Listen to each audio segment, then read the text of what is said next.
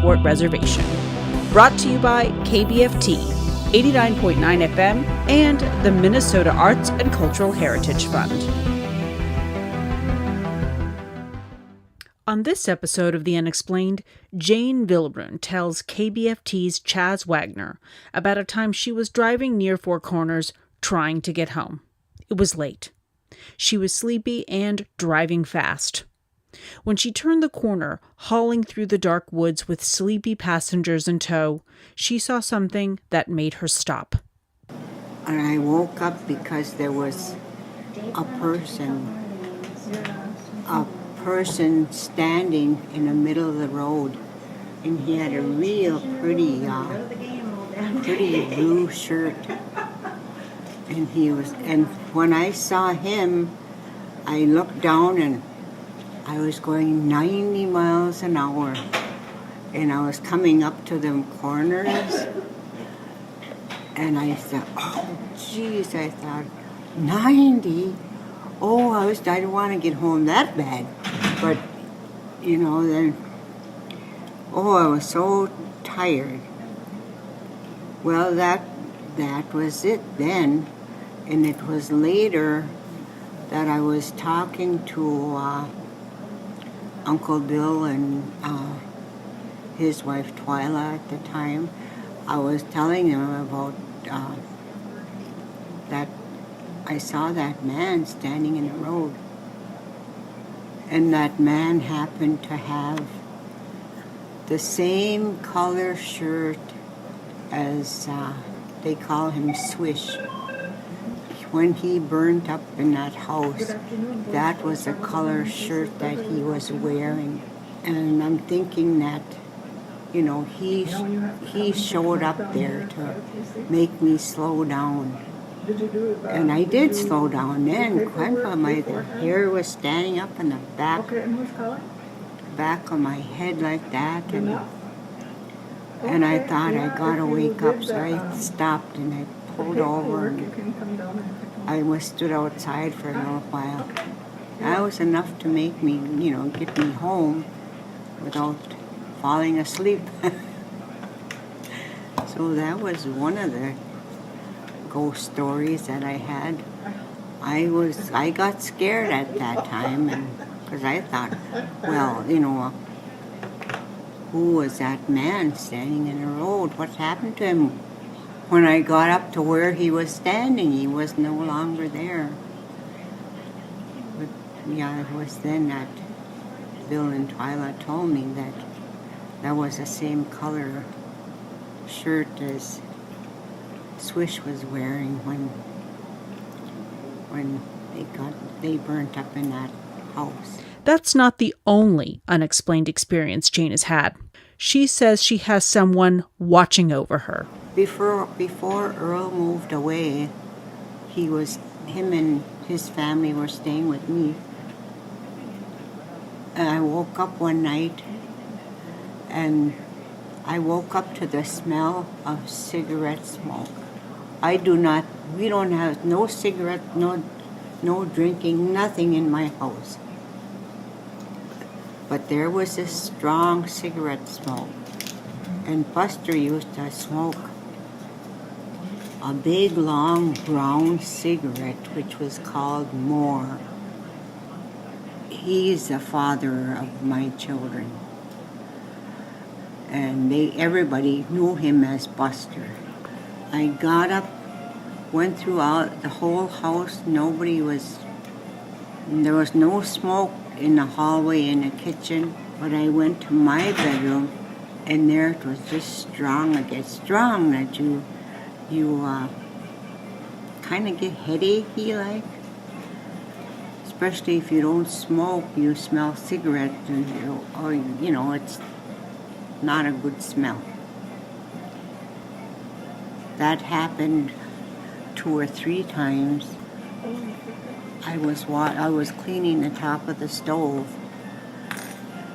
and I was home alone, in the house alone. I know that because nobody was around before that. I was washing that top of the stove like this, and I could feel the pressure a hand moving down, halfway down my arm, and then I thought, well, did one of them boys come in and I didn't hear? So I went through the house again. There was no one there.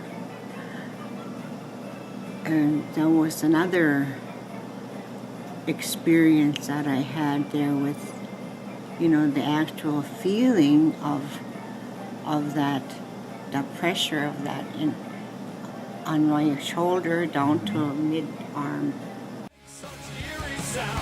It's unexplained. The Unexplained is brought to you by KBFT 89.9 FM and the Minnesota Arts and Cultural Heritage Fund. It's unexplained.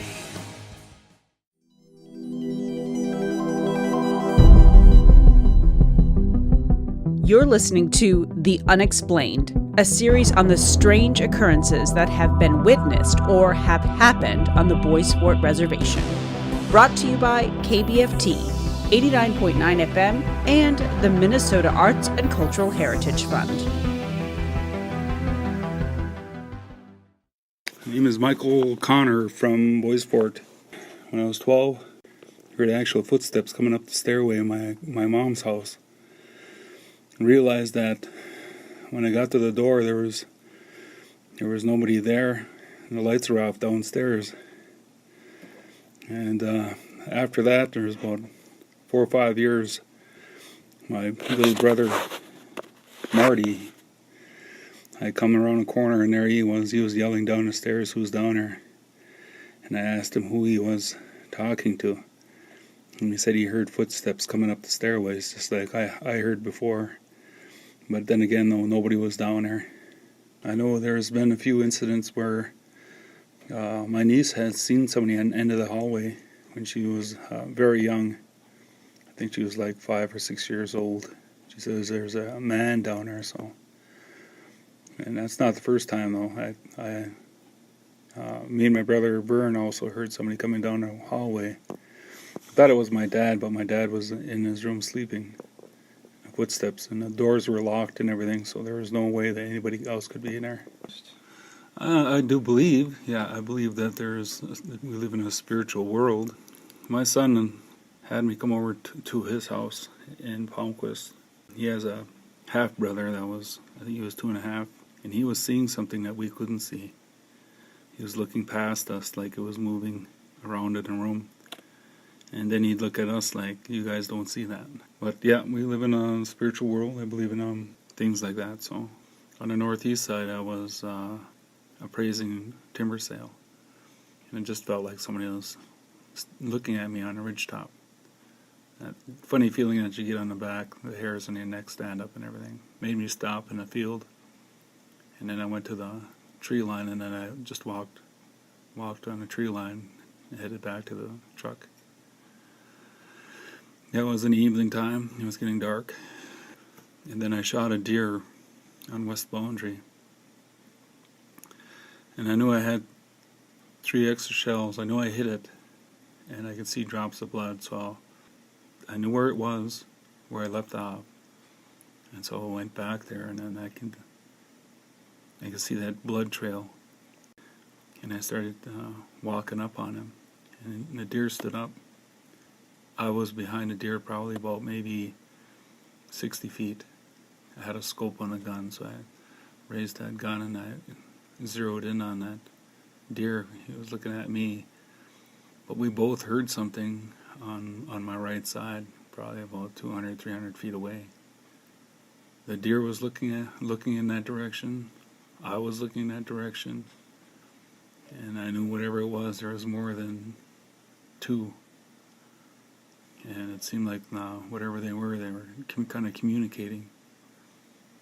It scared the heck out of me, so I shot the deer hoping that sound would echo, and it just went silent. And then I gutted the deer and I dragged it back to the truck as fast as I could. And I kept looking back just to make sure nothing else was behind us. It's unexplained. The Unexplained is brought to you by KBFT 89.9 FM and the Minnesota Arts and Cultural Heritage Fund. It's unexplained.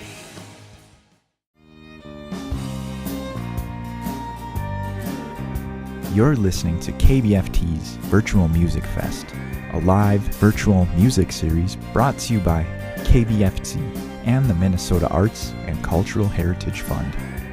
Today we're with Superior Siren, an eerie folk project from Duluth, Minnesota. Music is inspired by Lake Superior and siren mythology and combines alluring vocals with mesmerizing blend of strings and percussion. Superior Siren is led by singer-songwriter, guitarist Laura Sellner. Back in 2016, the band released their first full-length self-titled album and is releasing an EP in May.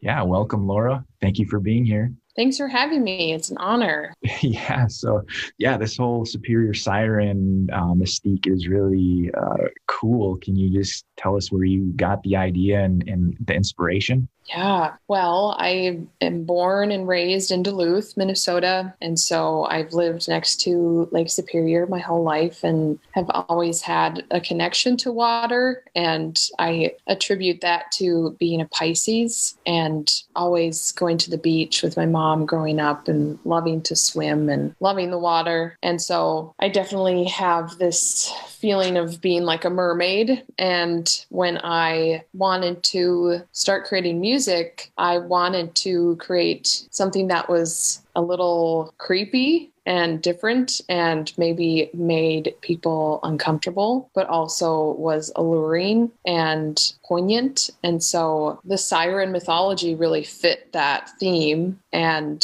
I wanted to make a connection to place. And so chose Superior Siren for Lake Superior. Yeah, that's great. And speak about alluring, like your voice is really alluring. That's what really stands out with your music. You know, you have this really unique and powerful voice. And thank you for saying those kind things. How have you guys been dealing with this pandemic? Well, it definitely has been hard. It's been hard for everyone. For me personally, it definitely was stifling, and kind of all the directions that I was going in my life were halted, and it made me question, I think it made all musicians question what a career in music would look like. But I feel like we just had to find ways to maneuver through it and create new ways to make music. And thankfully, like I was saying with the music video, there's still things to do behind the scenes until it's safe to perform out in public. And we are all, me and the band members, are still very committed to the project and are taking small steps to move it forward. So it's been challenging, but I feel like we're coming around and we're booking some outdoor shows this summer. So I'm very excited to start performing again with an audience. Yeah, there's definitely a light at the end of the tunnel. I think the shows are going to open up to like more outdoor shows this summer. And then who knows after that again. But anyways, how many albums have you released? You have 2 albums out and an EP coming? Yeah, so I started Superior Siren as a solo project, and so I released a solo EP back in 2014, and that was just kind of a way to record what I was writing. I didn't really have much intention behind it. I was just kind of getting going with the whole project, but that got a good local response. And then after finalizing the band and getting all those ladies together, we started working on the full length, and I wanted to do a bigger project, do CDs and vinyl. And then I took songs from that solo EP and recreated them with the band, and we released that. And that was a great experience. Most of the projects that I do are funded through grants, mostly through the Arrowhead Regional Arts Council. So I'm very grateful for funding in Minnesota because it has allowed us to do what we want to do. And so we released that album, toured it, and learned a lot from that experience. And so I have this plan to kind of consecutively release a solo EP followed by a full length. And so I'm releasing this solo EP on May 7th, and I'm really excited about that. And then that kind of allows for us to work on the next full length. And so it's my way of like getting music out there and keeping listeners engaged and continue to create while we prepare for the next full length album. Cool. Congratulations on on your upcoming releases, and we really look forward to that. We at KBFT have been playing your stuff on our station now for a while, so we're supporting you 100%. Be sure to watch the full interview and performance on KBFT's Facebook page and YouTube channel by simply searching for KBFT. Thank you for listening to KBFT's Virtual Music Fest, brought to you by KBFT and the Minnesota Arts and Cultural Heritage Fund.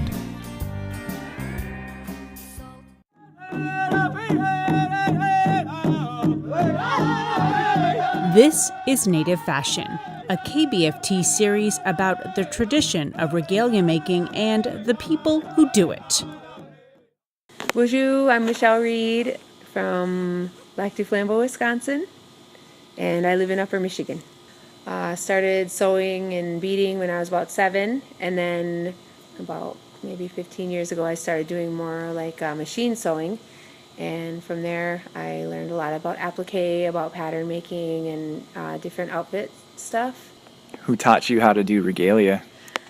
My mom taught us how to sew and bead, and then my younger sister Summer actually taught me how to make applique and dance outfits with, all on the sewing machine. You were an instructor here for the Nett Lake regalia making classes. Can you just tell us what projects you helped with? Tonight we actually did a basic applique class, and everybody made their own medallions. In the last couple of days we also did pattern making for moccasins, leggings. We did a couple of jingle dress patterns. How many years have you been instructing? I've been instructing for about 35 years. When we were growing up, our mom did a lot of classes, all different types of stuff. So all 4 of us kids would go and help her teach the classes. So that's how I learned, and she still does some classes. And one of my sisters does college level outfit making classes, and then my other sister does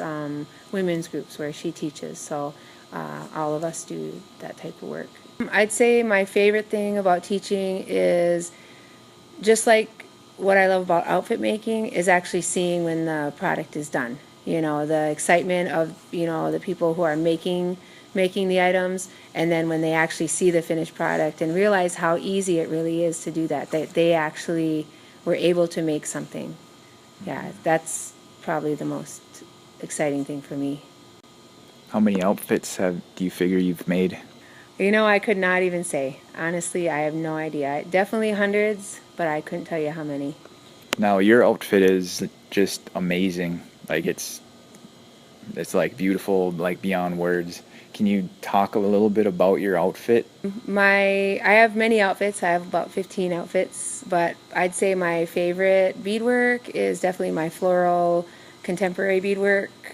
And my sister, who taught me how to sew, is the one who started that original design. She drew and painted the florals for me and gave me that set for Christmas, and then I took it from there and started beading those florals.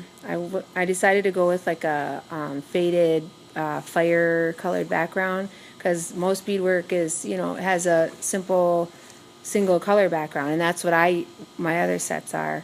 But for this one, I just wanted to do something totally different, totally, contemporary, stand out, and that's what I came up with. So right now, I'm actually in the process of having a friend of mine bead a matching one for my daughter. Yeah, you're very busy doing regalia. And what else do you do? I also do native dance fitness, which is a way to get in shape and also learn like powwow dances, learn the stops. A lot of people say that there's no other way to build your endurance for powwow dancing besides powwow dancing, and I really believe that's true. A lot of people, they run, they lift, they do a lot of other things, but until you dance those song after song and practice that way, you won't know how good your endurance is. And of course, kids especially, they really need that. Whether they're dancers or not, they really need a fun way to get in shape and something, that they're excited about doing. Something else I do is my dance troupe, which is Woodland Sky. We include powwow stories, and also, some storytelling through the different dances that we do. And you also do shows with Brûlé. Oh, Yes, I also dance with Brule, which is definitely an amazing thing that I started doing a couple of years ago. Brule is very well known for their music. It's not powwow music, but it definitely has an amazing story behind it. So when I dance with them, I definitely love the way it speaks to all people, not just Native people.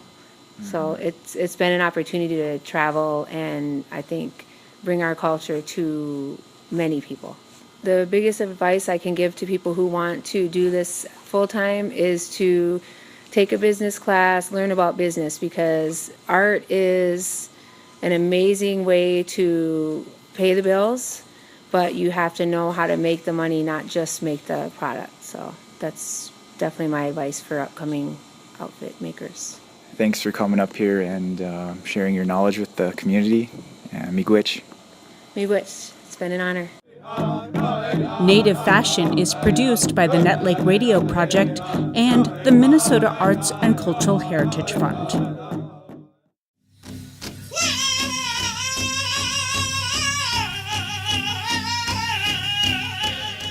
You're listening to Anishinaabe, Ogima, Boys Fort leaders from the present to the past.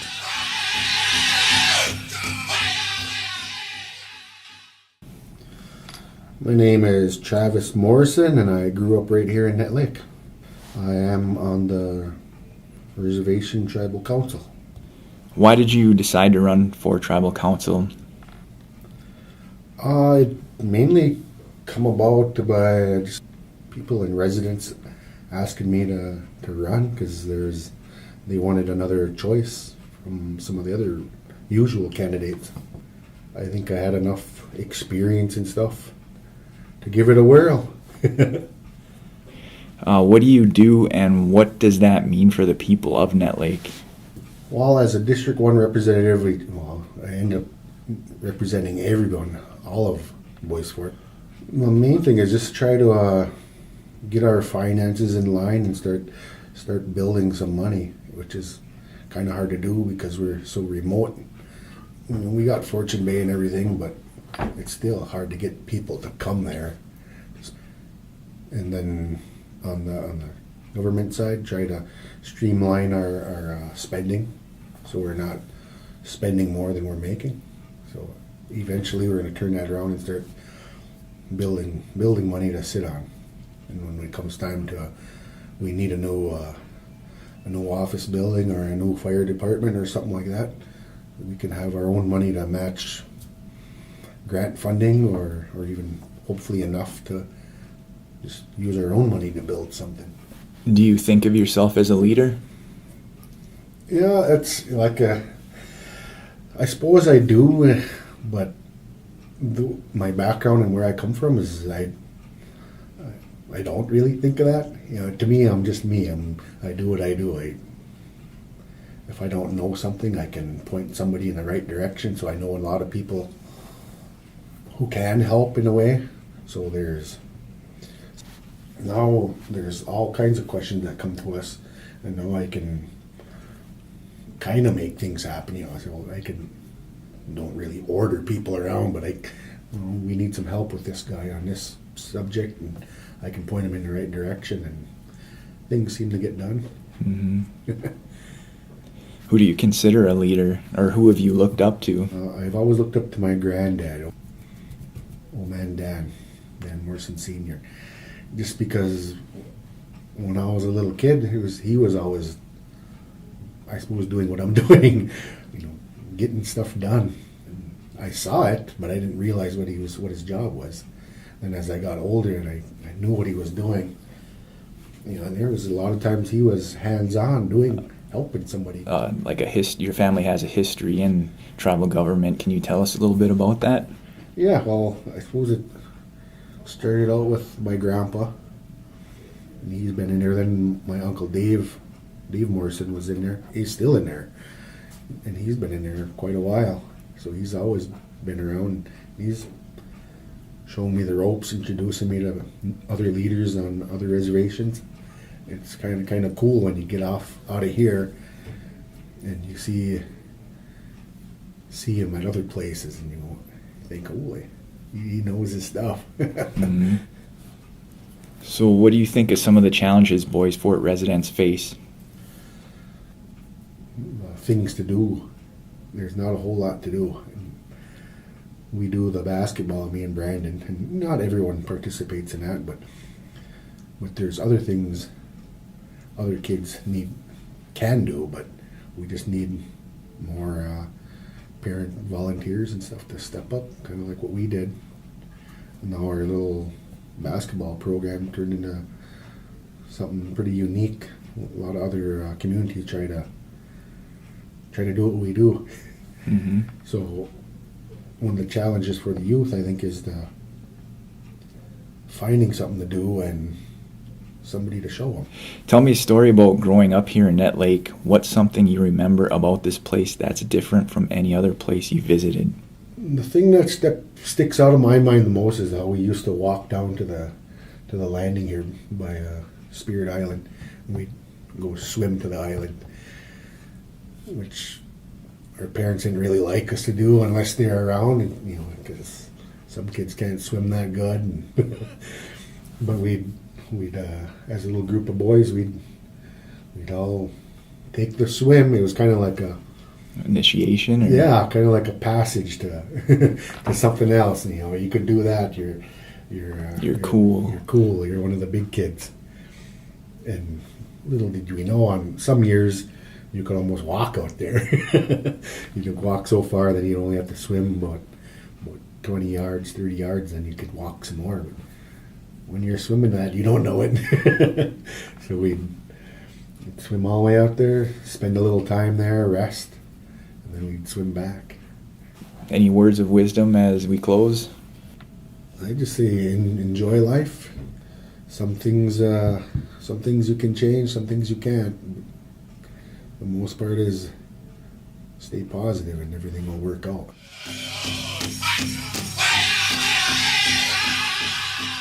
Anishinaabe Ogima was brought to you by the Nett Lake Radio Project and by the Minnesota Arts and Cultural Heritage Fund.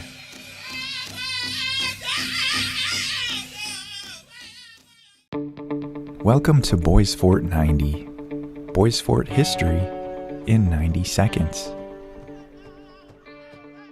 The Minnesota Chippewa tribe flag was created in 1934 because of the Reorganization Act. All 7 tribes in Minnesota utilized this flag. When the different tribes became established, it was necessary for each to have a flag of their own. The director of the Boys Fort Reservation at the time, Fred McDougall, set up a community contest to design a seal for the band. Unfortunately, no one participated, and McDougall went on to create it himself, recognizing the great importance to represent the tribe for years to come. In the middle of the flag lies the Boys Fort seal. There's a circle. In the circle, there are 4 directions, making 4 quadrants. In the upper left quarter, there are trees, representing what the name Boys Fort means: strong woods. The lower left quarter is brown, which represents the Mother Earth. In the upper right quadrant represents our sacred Spirit Island on Nett Lake. In the lower right quadrant is blue and has waves representing the lakes of Boys Fort. In the top half of the seal you can see 2 spirit ducks flying in the sky. That is to represent the most common wildlife found in Nett Lake. Directly in the middle there's a huge green rice stalk, and that is what Nett Lake is known for. It's wild rice. Beyond the stalk of rice is an orange sun in a raising or setting position. McDougall tried to include everything that represented the Anishinaabe people and the land of the reservation. The Boys Fort Band officially adopted the seal and the flag in a council meeting in the 1970s. The seal and the flag is still utilized today and proudly represents the Boys Fort Band of Chippewa. Boys Fort 90 is produced by KBFT Radio and the Minnesota Arts and Cultural Heritage Fund. Welcome to Boys Fort 90. Boys Fort history in 90 seconds. The Lac LaCroix pony, also known as the Ojibwe pony, would roam free on the Nett Lake Indian Reservation. The pony was a multi-purpose working animal particularly most important during the winter months, where it would haul wood, trap lines, and sleighs for the Ojibwe people. In the 1900s, the ponies were plentiful on most of the First Nations reservations, including Bois Fort. During the 20th century, the horse population declined dramatically. This was due to many reasons, most notably the advancement of machinery. The last herd remaining in the United States was located in Nett Lake, Minnesota, and was killed off by missionaries in the 1940s. The last community to keep their horses was Lac La Croix First Nations in Canada. In 1977, the Canadian government called the last 4 roaming mares a nuisance, but before officials could destroy them, Bois Fort and Lac La Croix community members planned a rescue. They loaded the remaining horses on a trailer and brought them to a secluded farm in Minnesota. There, they lived in a free-roaming state, protected from slaughter. In 1990, the Lac La Croix pony was listed as an endangered species. Today, there are 150 horses located in Ontario, Saskatchewan, Alberta, and Minnesota. But sadly, none of the horses remain in Bois Fort. Bois Fort 90 is produced by KBFT Radio and the Minnesota Arts and Cultural Heritage Fund.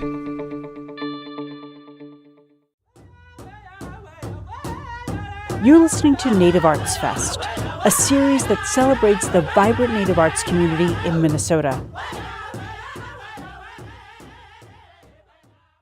Minogijik nindishna kas makwa nindudem waswagening in Dunchaba Ojibwe Anishinaabe in Dow. My name is Wayne Valier, and my native name is Good Sky.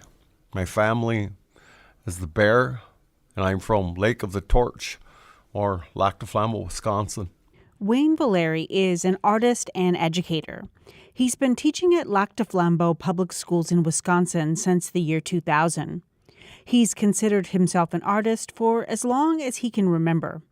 And he's always been looking for knowledge about Ojibwe culture. For a long time, from my earliest childhood memories, I've always been in a quest for Anishinaabe Gikendaswin, in a quest for knowledge, starting as a small child from my grandparents and my parents and the elders my parents hung out with when I was a small child. Always talking about native culture and native values. And he said he learned by watching his elders. He remembers being young and going to fish camps, rice camps, and hunting camps in the fall. Valeri is recognized for the cradle boards and canoes he makes by hand. In 2015 and 2016, he was honored with a Community Spirit Award from the First Peoples Fund. Was given some time back, I was given some tobacco and asked a proper way to come over here and share cradle board making. And I do the Ojibwe style cradle board with the complex bends on the headboard, and putting it together with no screws or glue or anything like that. Putting together the old way with Wawaskeshi with rawhide, the old way. Valeri said it took him a long time to learn how to make a cradle board.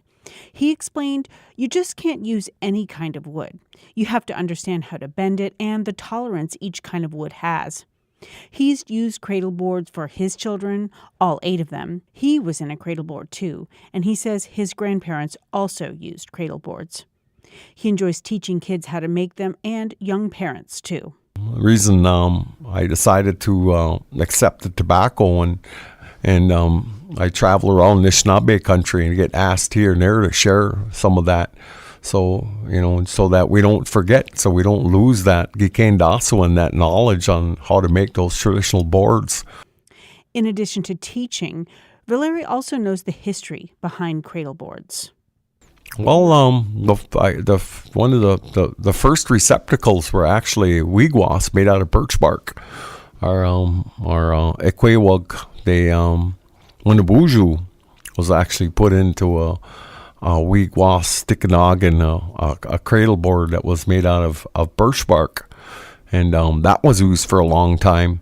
And then nobody knows how old the wooden Tikanagan is, but I think it would be safe to say it probably came to us, somewhere around the 1700s when we started to trade various cloths with the Europeans, and then we traded velvet and beads and started to do beadwork and quill work and making those beautiful wraps. So I think it probably originated around that time.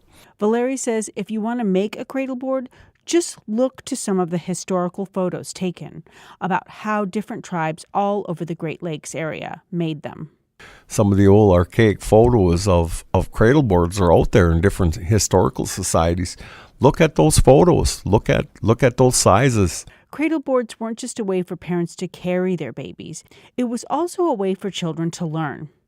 It's better than a crib or a playpen. Not in Tikanagan. When Mom would put baby in Tikanagan, that wherever she went, baby went with her. And when she was working, she would lean baby up against a tree or against something, and baby would be watching everybody doing the work, listening to the stories, listening to the laughter. So our children, they learn quickly that way in Tikanagan. For KBFT, I'm Allison Herrera. Native Arts Fest is brought to you by the Nett Lake Radio Project and the Minnesota Arts and Cultural Heritage Fund. You are listening to KBFT, Minnesota Artist Profiles, a series featuring artists and musicians of Minnesota. Brought to you by KBFT 89.9 FM and the Minnesota Arts and Cultural Heritage Fund.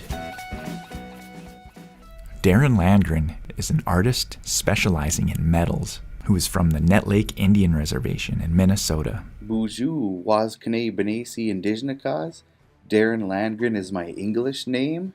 I am from Nett Lake, Minnesota, and I currently reside here in Nett Lake, Minnesota. My interest in artwork started at a young age where I was drawing in notebooks and just creating little, I guess they were like little army scenes in a paper and pencil notebook. And then in high school, Mrs. Reed introduced me to painting and a bunch of different types of artwork. And shop class, Bruce Black, we made cabinets and little shelves and stuff like that. So that got me into the woodwork side of my art career. And then down in Lake Superior Community College, I took a model class. I thought it was our sculpture class. And I thought it was going to be like carving out of marble and stuff, but it was actually using almost any kind of medium and creating a sculpture from metal to clay or wood or anything around the house. Got me interested in building artistic sculptures. I do all different kinds of artwork, from making regalia to metal artwork and cedar feather boxes and different types of woodwork. I've made roaches, bustles. I've done a little bit of sewing and beadwork. What I really like to do is create metal artwork, metal sculptures. Right now I'm working on a metal dream catcher made out of rebar in a big, it's about 10 feet long circle that I have bent the rebar around to create a metal dream catcher. I'm also working on cedar feather boxes, or I guess you don't just have to stick feathers in there, you can put anything you want, but they're kind of a rustic looking cedar box. I'm also working on cedar feather boxes with a metal feather inlay, which I'm also going to develop into different maybe clans like Bear Clan, Fisher Clan, metal cutouts to go on the top of these cedar boxes. They're kind of rustic looking. I take a Dremel and I drag it across the cedar to kind of engrave in it so it looks old and weathered. Who are your influences? I'd say one of my main influencers is Dave Aho, my welding mentor. He's made many artistic sculptures, from aluminum twisted metal art sculptures to these giant shears he made for somebody out in, I believe, Hollywood. And he taught me how to weld, and I take my inspiration from there, and I use my culture to develop these things for people. And my grandfather, he was a carpenter, and he did a lot of woodwork, and I look kind of towards him to building these boxes out of wood. That's where I learned how to my woodcraft skills from. If you're looking to get into becoming an artist or a musician, I'd just say go for it and practice your hardest, experiment in different things, and you'll eventually find out what you're good in, and then just keep going from there. Just try it out. If you don't know what you're good at until you try it. And then once you find something you like, I'd stick to that, and if it's not fun for you, don't do it. I'd say the hardest thing about being an artist is you gotta have really good problem solving skills, and if you don't, then you have to reach out and create relationships with different people and bounce ideas off of them to figure out how to do your art or what kind of art you're most interested in. There's tons out there. The greatest part of being an artist is seeing people and how they appreciate your art and how they think it's amazing, because honestly, when I get done with my piece of artwork, I can see all the flaws in it, and I almost don't even like it anymore when I get finished, but people think it's beautiful. So, and that's one of the hardest parts of me creating my own art. I get done with a project and I can see every flaw and detail in it, and I don't think it's good enough, but other people think that it's wonderful and eye-catching. Where can we find you and your art? If you're looking to purchase some of my dream catchers or feather boxes, they'll be out here probably end of May at benesiCraft.com or BenesiCraft on Facebook. That's BINESI Craft. So just check it out or add me on Facebook. You can also call me at 218-994-1788 and I can work out something with if you need a custom artwork done, metal or wood. I haven't really been in business. I've sold a couple things here and there, but I'm working on creating a product line of feather boxes and different metal dream catchers, large and small. So I'd like to try to sell on Facebook, and I'm creating a website right now. Is there anything else you would like to add? I enjoy listening to KBFT radio. It has lots of culture and Native American news that pertain to me and my community, and it's got a very different mix of music than the regular old hits that are playing on the radio all the time. Also like listening to the Benner Show, and Chaz's Deep End's got some good stuff on it. Thank you for listening to Minnesota Artist Profiles, brought to you by KBFT and the Minnesota Arts and Cultural Heritage Fund.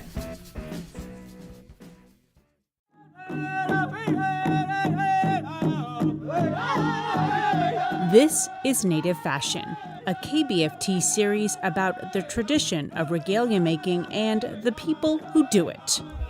Well, first tell me your name. Guy Cloud. And tell me where you're from. Squaw Lake. Squaw Lake. Now, where is that? We're kind of like southwest of here. Okay. About 2 hours. About 2 hours from here. Okay. So now tell me a little bit about what you're going to wear here. I see it. Can you describe it for me? What does it look like? And just tell me if there's any sentimental value to it, or who made it for you. Well, my shirt was made by my sister. I have one other one. It was kind of gifted to me back in Ball Club in about 2009. What I wear on it is my Vietnam Veterans patch. I've got two eagles on my left chest, kind of signaling over the heart. I dance with a dancing stick, eagle feathers, eagle fan. My headgear is a veteran's hat that has two eagle feathers on it also. I wear a small chest plate that has the Army insignia because of my daughter. She did two tours over in Afghanistan. She was a turret gunner. Second time around, she got promoted to sergeant, and she was in charge of her own vehicle. Your powwow outfit, what you're going to wear, has a lot of significance because of your experience, your military experience, and your family's military experience. Yes, it does.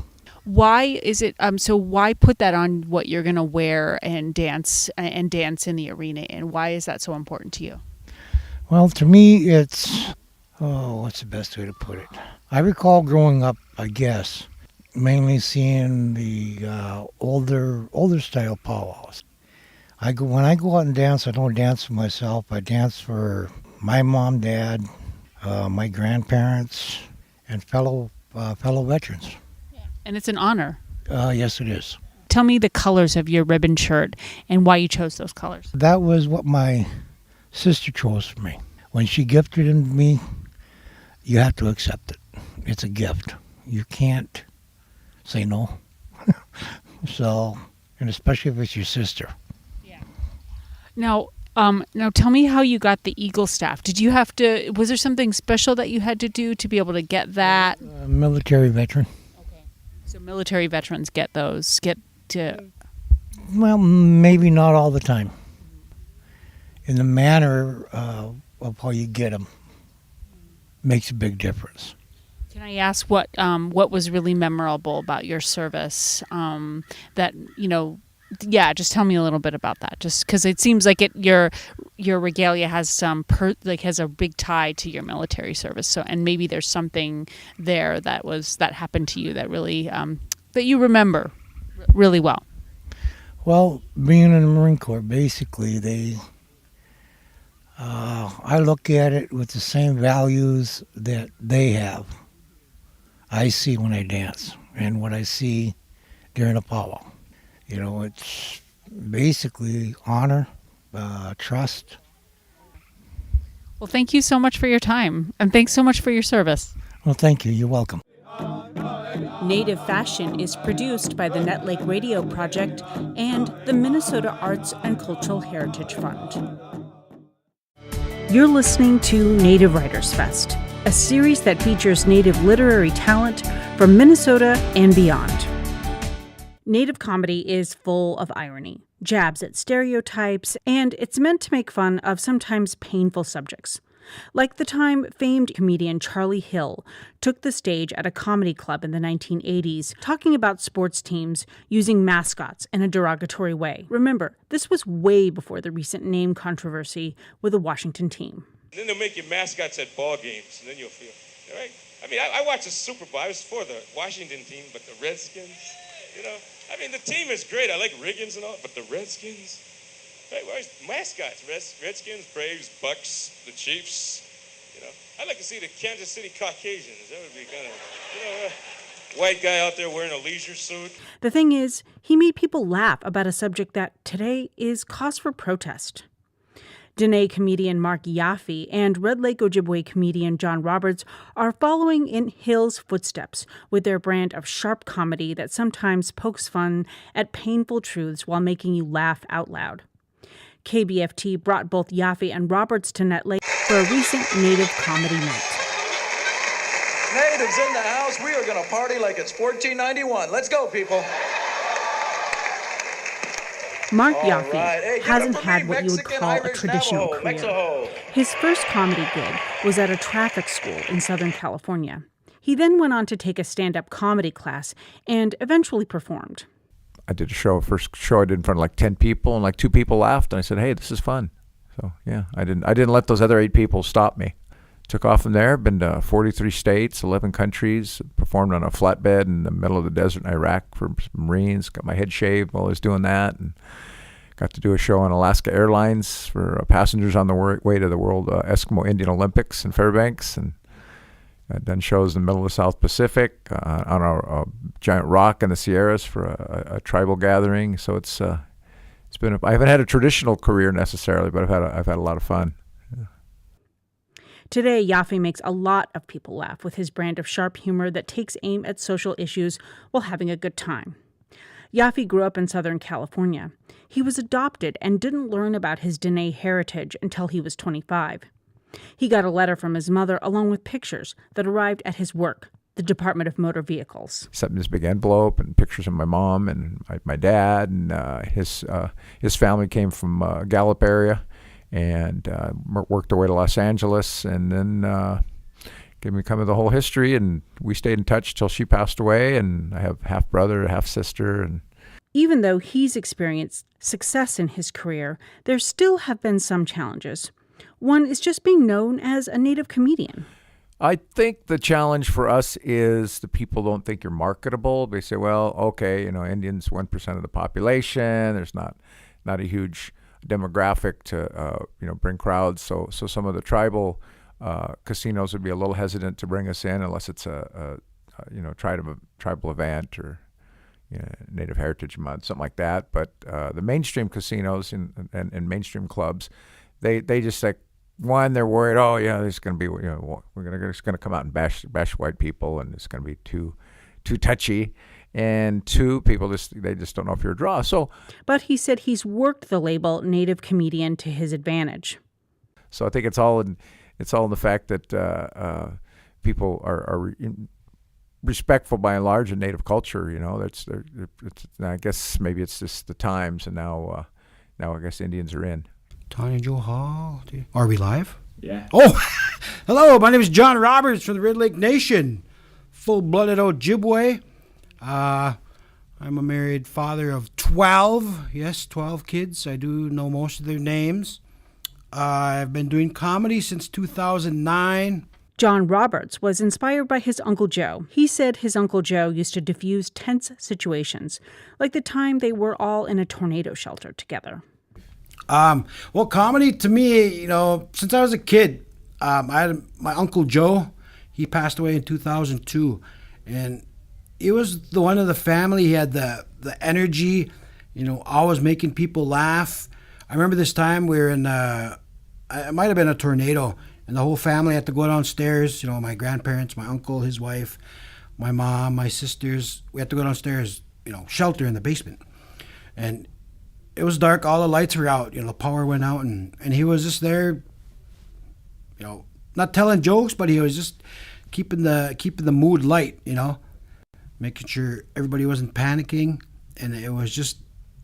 I was thinking, man, that's somebody you need in intense situations to, lighten the mood so people aren't scared. And keep them calm so they don't, whatever. Roberts grew up in South Minneapolis at the Native housing development known as Little Earth of United Tribes. Today, his life revolves around his kids and being a foster parent.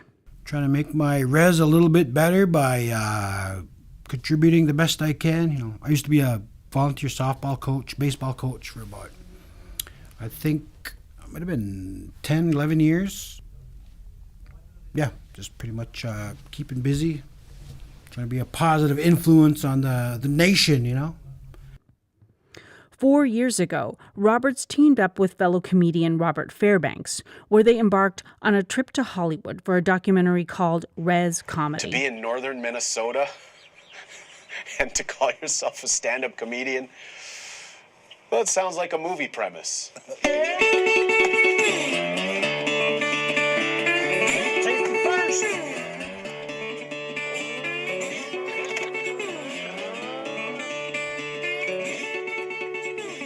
He and Fairbanks traveled to Hollywood to make people aware of Native comedy. And they made a film about it. Roberts said that surviving in comedy isn't an easy business. But to get where I am right now, it took a lot of energy. It took a lot of getting told no. You got to be persistent in going after what you want. It's a lot of work. I've gone down to Minneapolis so many times for 3 to 5 minutes of stage time, come back home and I'm done. And a lot of people telling me that don't understand it. They say, why are you doing that? It's not even worth it. And the way I see it is, I got to get my foot in the door. People are going to notice the work I'm putting in. And it's getting to that point now where people that are in comedy, they realize that it's a lot of work to get to, where the big names are. Still, he said, it's paid off. His movie Res Comedy is coming out on Amazon soon. For both comedians, their words of encouragement are to keep at it and never lose sight of yourself. For KBFT, I'm Allison Herrera. Native Writers Fest is a production of the Nett Lake Radio Project and is supported by the Minnesota Arts and Cultural Heritage Fund. Welcome to Powwow the Dance, a program that explores the cultural and traditional powwow songs of the Boys Fort Band of Chippewa. Linda Tibbetts-Bardo, and everybody knows me by Toodles. My Anishinaabe name is Niju Gabuikwe. My regalia is a jingle dress. This dress was given to me by one of my older sisters, but it was also given to me in a dream. There's a pretty good story behind this dress. A young lady had passed on, and her mom was told to make this dress, have a person wear it and dance in it.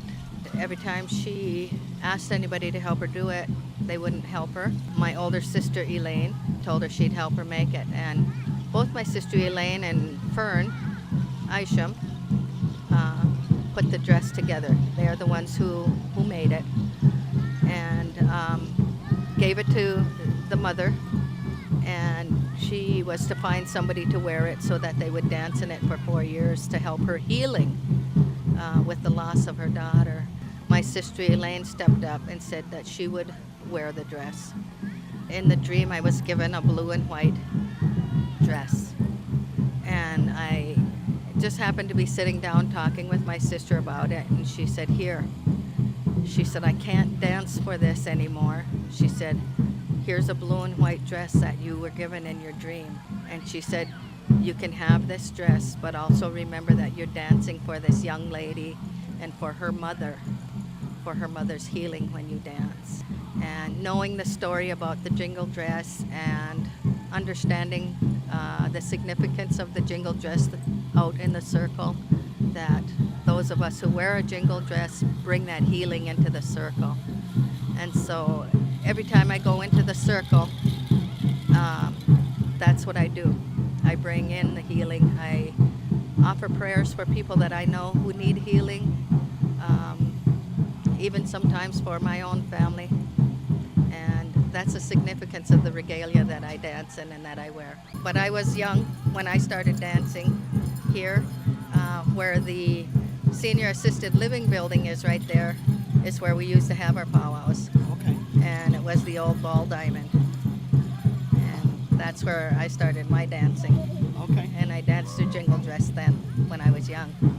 I remember, them going in and having the powwows in there, and the older people, some of them I remember names of, some of them I don't. For myself, the way I remember it, I can remember being out and all of a sudden just hearing the ladies' dresses, the jingle dresses, and I knew that there was going to be a powwow. Mom and them would, take us up there for a short time. And the only thing that I would say that has changed is that they've gone to, we've brought in the fancy shawl dancing. I don't remember that as a young girl. There was the grass dancing. I don't remember the double bustle fancy grass dance. I remember the men's traditional. I never ever remember a competition powwow. And that was all new to me as well when I moved back. It was more a social gathering that I remember. We weren't allowed to practice, the ceremonial powwows out in the open or anything like that. We did not get the right to practice our traditional ways until 1978. Now we can do it. We can practice it, and that's great because it's bringing back a lot of strong identity for a lot of our people. Powwow the Dance is a production of the Nett Lake Radio Project, made possible by the Minnesota Arts and Cultural Heritage Fund and the citizens of Minnesota. Welcome to Elder Times, a program where we learn about the history of Nett Lake through the voices in our community. Today we'll be talking with Ron Boucher. This will be part 1 of 3 interviews. My name is Ron Boucher. I was born and raised in Nett Lake, on a Nett Lake reservation. I was born at my great-grandmother's house, Rosie Strong. But back then they had a lady, Miss John, her name was, and she took us me and my mother to the Little Fork Hospital, and that's on my birth record right now, is Little Fork. But I wish my grandmother Strong's name was on there yet. I'm the first great-great-grandchild of George Strong and Rosie Strong, and also on my dad's side, I'm the first great-grandchild too of the Joe Boucher and Mary Boucher. So it's an honor to, I guess, to be one of the first great-grandchildren there. So, but anyway, I was asked to talk a little bit about when I was growing up on a reservation. I grew up down on a ball diamond where the old powwow grounds are now. There was a house up there. It used to belong to Tony Harding. And right below the hill was my little life. It was Strongville, they called it.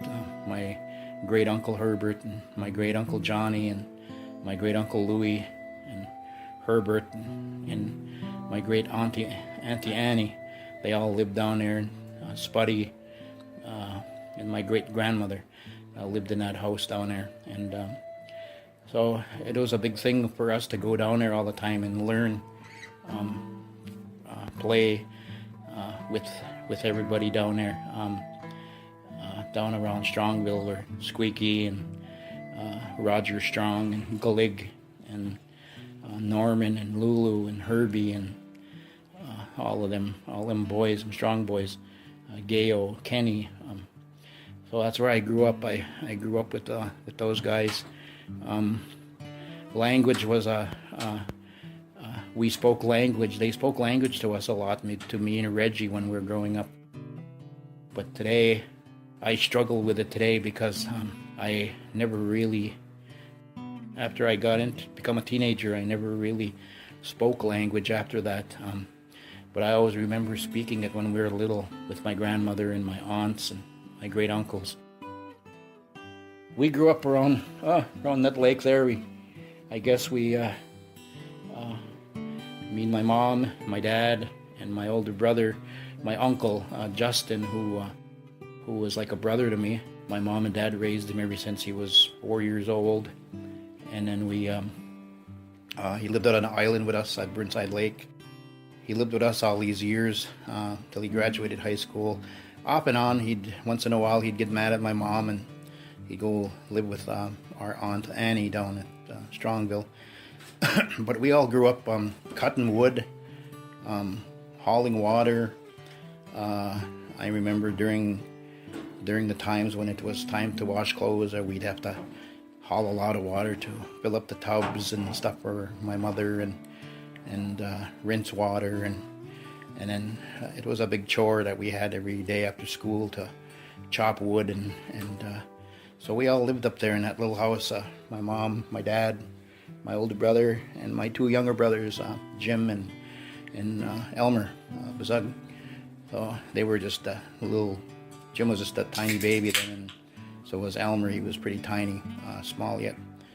But I remember, when we were growing up, we did a lot of things together, all of us guys. We hunted, we played army back in them woods.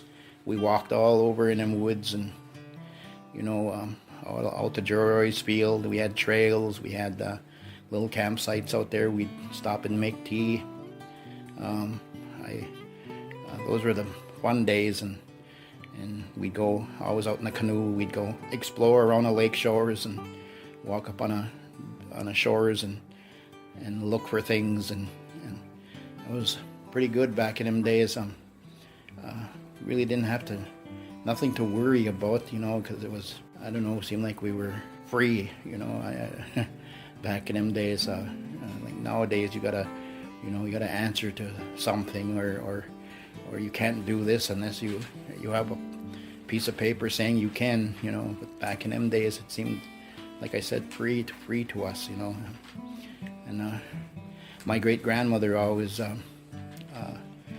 taught us a lot, to me and Reggie.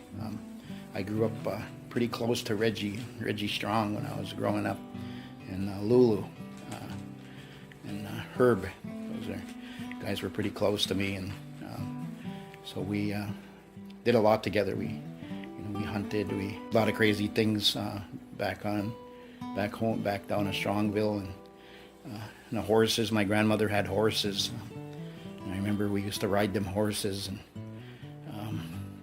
we used to take care of them horses for her, cut hay, and then always used to be fun when we'd go in the winter time. We'd go cut wood, and we used to get them horses and them sleigh on the sleigh, and then we'd go out and cut wood, and that used to be fun. And my dad would make coffee and stuff out in the woods, and Justin and all of them, Squeak and all them guys would come help, and we used to always have and we'd all ride back with a big sleigh full of wood and unload some at Grandma's, and we'd take some up to our house, and then it was cutting wood for us. Well, and anyway, it was pretty good. I always think of that.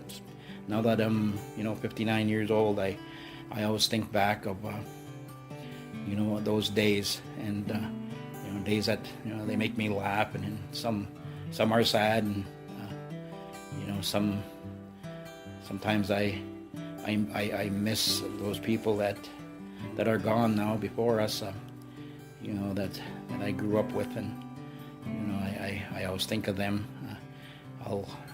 When I get a chance, I go put food out for them, and hopefully they get it, but anyway, I'll tell a little story about my grandmother, my great-grandmother Rosie.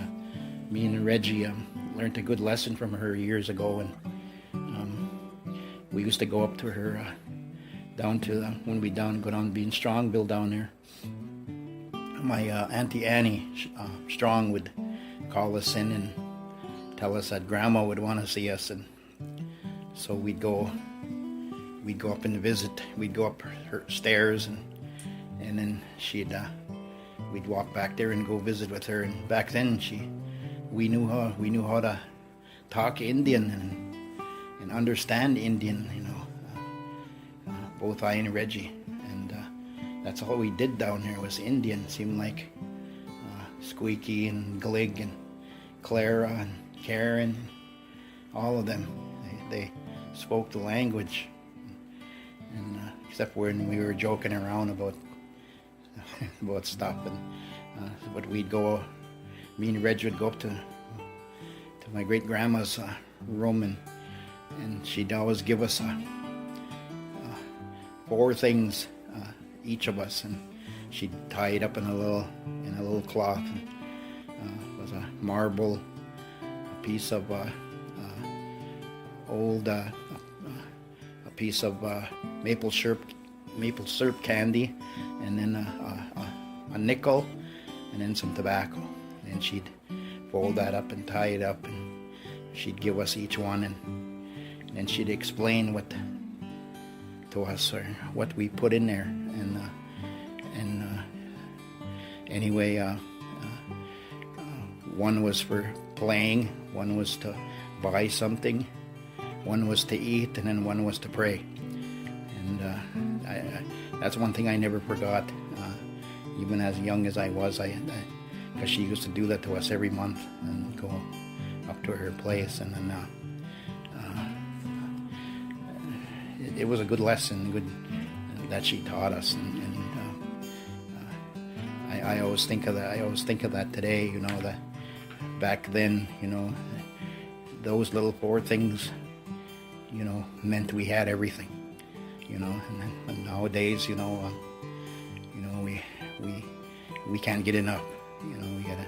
We gotta have this. Our kids gotta have that. They gotta have, our grandkids gotta have this and that, and cost $80-$90 for a pair of shoes to get them to when they play basketball. Nowadays, but back then, those material things like that didn't mean a whole lot to us. But those little 4 items in that little bag seemed like meant the world to us, and it was given to us by our great-grandmother. You have been listening to Elder Times, brought to you by the Minnesota Arts and Cultural Heritage Fund and KBFT 89.9 FM, Bois Forte Tribal Community Radio. This is a special segment about Native American film and media for KBFT Radio on the Bois Forte Reservation. Sit back and enjoy the listen.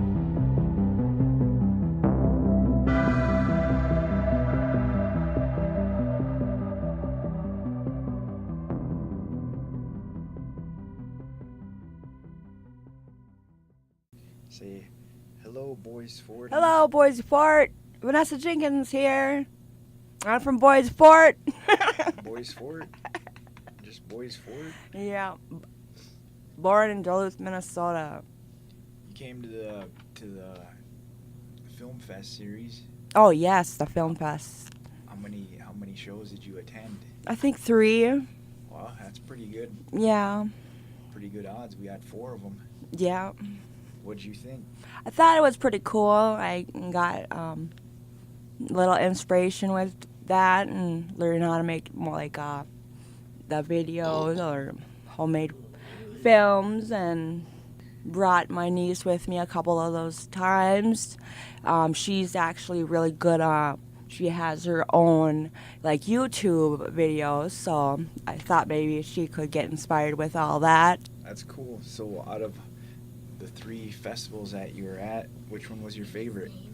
My favorite one was the one with the homemade movies. Some of them were scary, but not scary movies, but you know, the kind of made the little clips kind of scary, but they weren't scary. They're just, I don't know. Yeah, with all the masks. And all the masks and how they were just saying their words. Wow. After seeing these movies, would you consider becoming a film or movie maker? I do good with camera work, like more photography, but with the movie, I need to invest in a good phone or maybe a good camera, and then I could probably try to go into that. Usually when I used to do like not homemade videos, but with someone I knew who was making like a music video, and would post that on the YouTube. But I kind of get infatuated with like how home life and families could be like. Like I know, like with me, I'm more like a family oriented maybe, but I don't know. I think I kind of get a kick of how the younger generations you could learn from the more younger generation than the older generation, because I don't know, like with me chilling with, say, my niece, she's teaching me how to do more things than I used to know when I was her age. So I guess with me, I like nature too. Like I like to walk in the woods. I like taking late night trips in the middle of the night. With that, you know, there's things out in the woods that, you know, a lot of people don't want to see or, you know, be a part of. So I don't know. It's so quiet up here. It's so different up here. So when I used to live in Duluth, so when I used to walk at nighttime, and I used to not be afraid of what's out there. But up here, I'm so scared of the nighttime and what's out there. So one time I took a walk to the school out here, and the only thing I seen was a turtle. And I was like, look who I ran into. And then I took a picture of it. And then, but it would be cool if I could actually film that. And then paranormal activity. And then I run into some odd animal. And then, I don't know. What was your favorite film of the program? I like with, when they were talking in Ojibwe, the grandmother was telling the story to the younger girl, her grandbaby, and about their dad, and then not her dad, or maybe her grandpa, about her grandpa and what they were doing, and when they were racing, and then he falls in the water, and then the young boy was trying to find his dad, and then, you know, it was kind of interesting how she was telling her younger granddaughter in Ojibwe. My favorite movie of all time. I've been watching newer movies too lately, so catching up with the newer films and stuff. But I kind of like that, the funny, maybe Deadpool. That's kind of not like. That's a good one. But I kind of liked that, and usually I don't go for that. There was a movie that I went seeing with my auntie. We went. It was in Duluth, and that old North Shore Theater in Duluth. Me and her went and seen this one, and it was called Little Voice. So she was singing in the film, and I don't remember who the actress was, but I remember that movie like I seen it yesterday, kind of.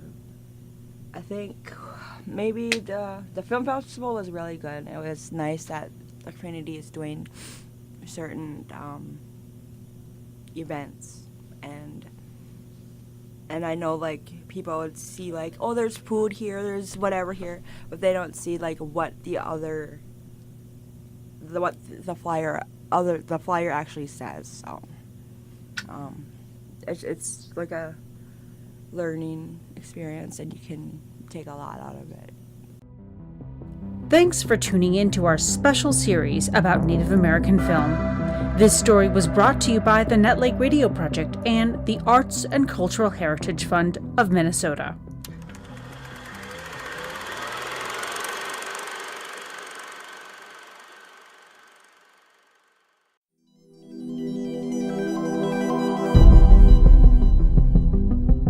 You're listening to The Unexplained, a series on the strange occurrences that have been witnessed or have happened on the Bois Forte Reservation.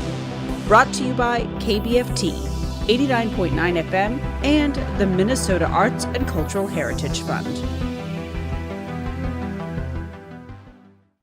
Danielle Paradas is a Nett Lake resident. She works the night shift, and periodically she'll step outside to enjoy a cigarette while waiting for the hours to go by. One night, she said she saw what looked like a UFO right in front of her. Okay, bonjour, this is Danny Paradas. I live on the Lake Vermilion Reservation. Chaz asked me to tell a ghost story. It's not exactly about ghosts, but it is about a UFO sighting. I was working late for the housing department on a Sunday. I think I had a deadline that Monday for something I had to get done. And so the government center is right next to Nett Lake, of course, and Spirit Island out there. And anyways, when I do work late, I smoke. So I went outside to go have a cigarette, and up in the sky, it looked like there was a plane coming kind of towards the government center from across the lake.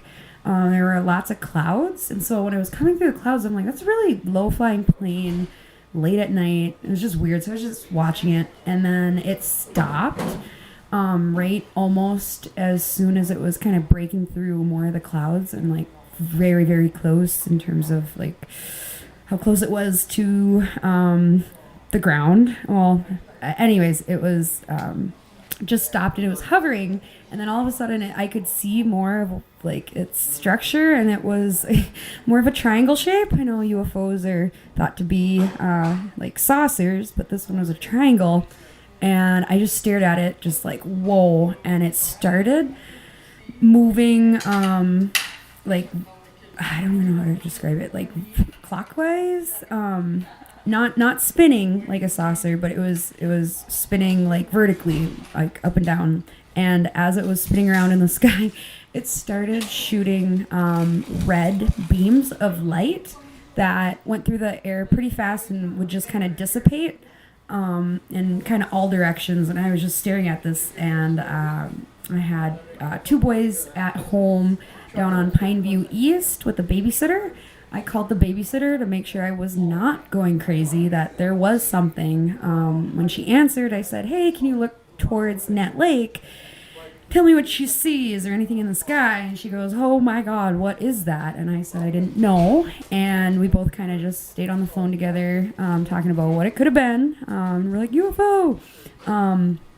After the phone call, I was done with my cigarette. I put the cigarette out. I head back in to get my work done. It was still there. I come back out about an hour later. It is still in the sky. I drive home, get inside. My babysitter goes home. We stare at it, and never quite figured out what exactly it was other than a UFO. I started Googling like spinning, flying objects or whatever. But I never really found anything exactly like what I had seen. All right, that is my spooky ghost / pseudoscience Halloween story.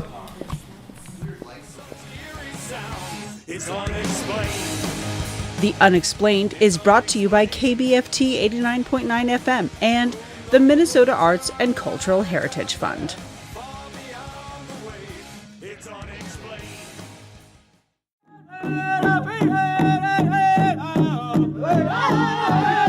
This is Native Fashion, a KBFT series about the tradition of regalia making and the people who do it. My name is Roxanne. I grew up in Nett Lake. Would you mind telling me about what you're gonna make? Can you tell me about what you're gonna be sewing here? What kind of dress are you gonna make? I'm not sure. Just a dancing dress. Jingles. You can have a jingle dress on. No, it's a fancy dress. Fancy dress. Okay.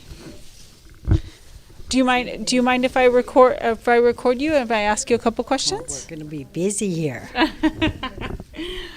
Before you get busy, well, tell me about the dress that you're gonna make. Well, I'm trying to make a fancy dress for my granddaughter. And tell me, what is it? Can you describe what a fancy dress would look like? It's just like young girls' fancy, where they use a shawl and they just dance fancy. Mm-hmm. That's my first time making a dress, so we're just trying to figure it out here. Yeah. Tell me about the material. Why did you pick? Can you describe what it looks like? I didn't pick the material, and this material ain't going to be big enough for what I want to make. Oh, okay. So, but this is my first time making one. Otherwise, we could just make probably a simple dress. Mm-hmm. I don't know how a simple dress is, so that's why I'm up here. And what drew you to the regalia class? Just to learn how to make stuff, because I do dance traditional, but I just make my own stuff. But I wanted to learn how to make a fancy dress for my granddaughter, because she was jingle dressed before. So I want to learn how to make the yoke, the leggings, and everything for the dress. So you don't think you're going to use this fabric? It's going to be too small for what we got to put on here. Mm-hmm. Make a mini dress? No. I don't think so. Make a mini skirt? I don't know if that would go. I don't know if that'd fly in the powwow arena. But you have to have it folded like this, right? Yeah, you have to cut it out like this, and it says cut 2. This ain't going to be enough material for what I want to make. Yeah, beautiful. I do like that fabric. It's pretty. I know it's nice, but they picked out the material.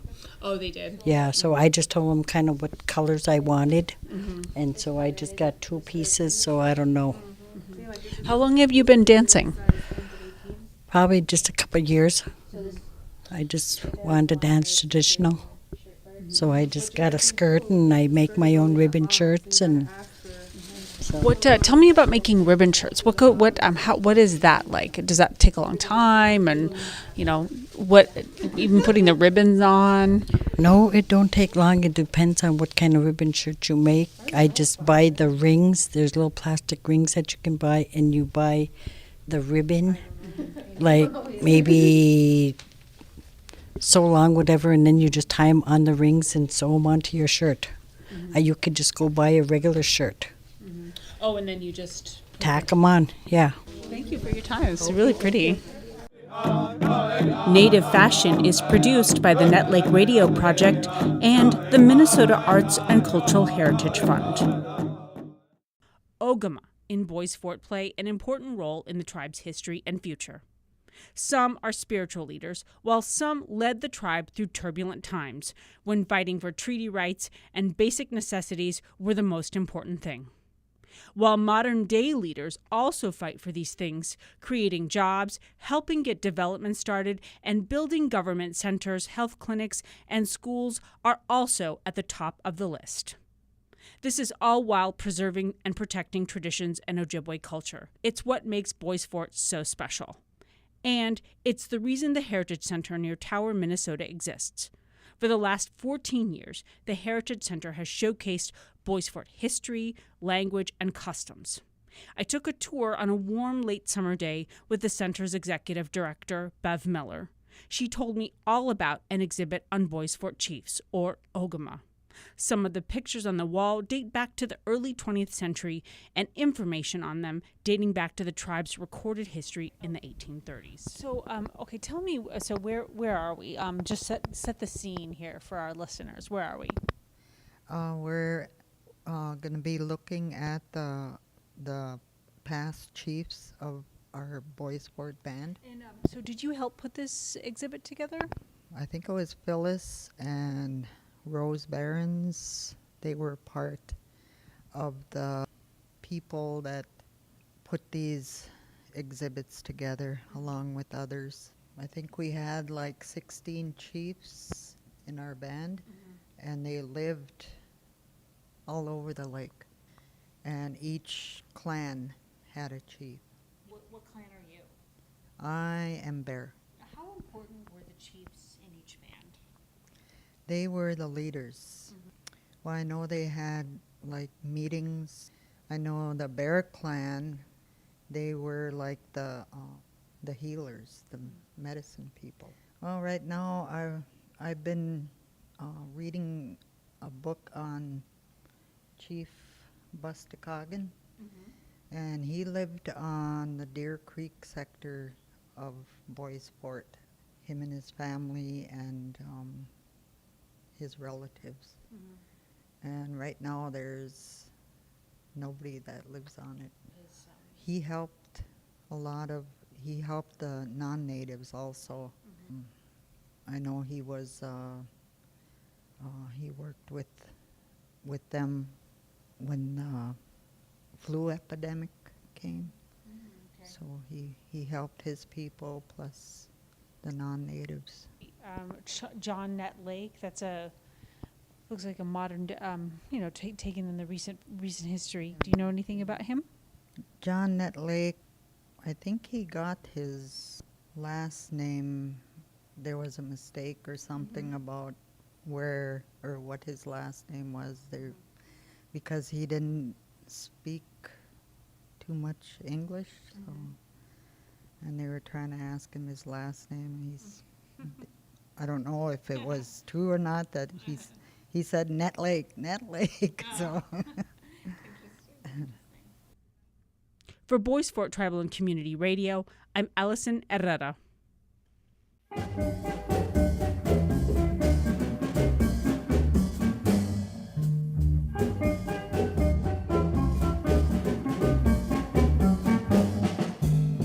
Welcome to Cultural Crossings, a project that highlights the voices of Nett Lake youth. Clap along if you feel like a room without a roof. My name is Abby Rose Zapata. Having a healthy and happy family is the most important thing in the world to me. We spend a lot of time together and laugh as much as we can. We look after each other. We eat together. We play together. We're one happy, needed family. Cultural Crossings is produced by the Nett Lake Radio Project with help from In Progress, an organization that works with youth to help them develop their artistic talents. This project is supported by the Minnesota Arts and Cultural Heritage Fund and the citizens of Minnesota.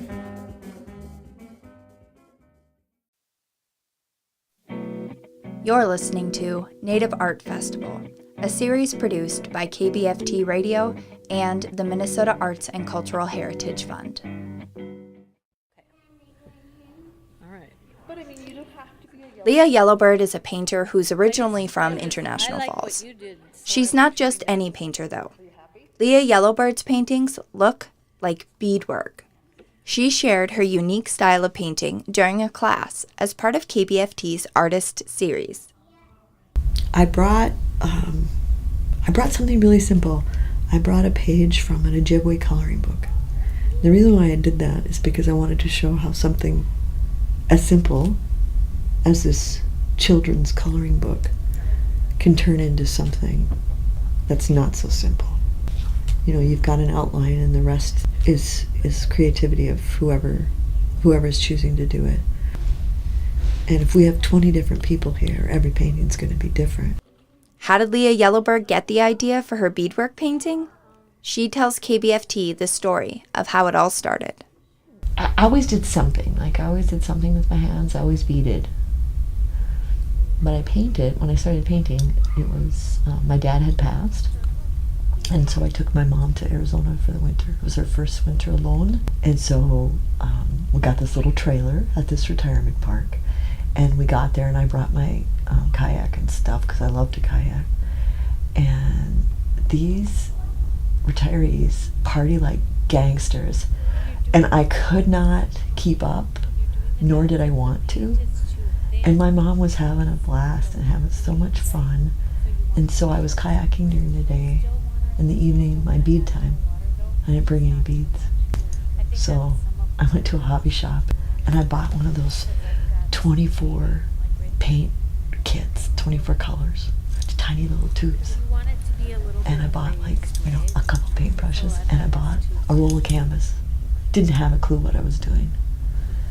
And I brought it back to the trailer. No room in this little trailer, they're very small.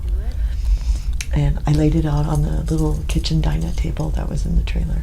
And I told my mother, we don't have a table for the rest of the winter. And she said, okay. And I said, I'm going to paint this like I beaded it because I'm missing it, beading so badly. Because it takes so much time to complete a painting using Leah Yellowbird's style, she coached attendees carefully, explaining small details and techniques, like paint consistency. I can see how if it's thicker, it'll kind of pop. Or I don't know the word I'm It's a trying to ranch use. dressing situation. Yeah. And it's hard to describe because paint doesn't come in that consistency. Yeah. Class attendees had their work cut out for them. Even a simple design can take a very long time. Leah coached people by sharing that she makes mistakes on each painting and how to fix it. And I told Lyra, there's not one painting that I've ever done that I haven't done that. I've always gone back and reblacked things. Okay. Because you make mistakes. Leah Yellowbird took a big risk to follow the path of an artist, and it certainly paid off for her and the community that shared in her lesson.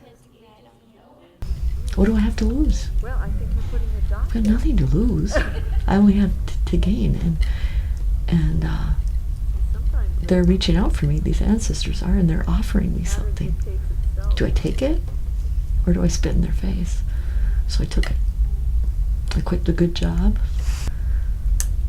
and just kind of reset myself. And I just thought, is this something? Can I actually do this? Like, is this... I'm not an artist, am I?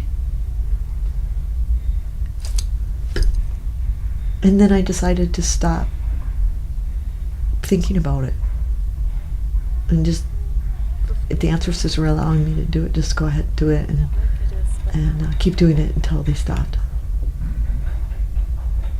And then it got to the point where I was afraid to stop.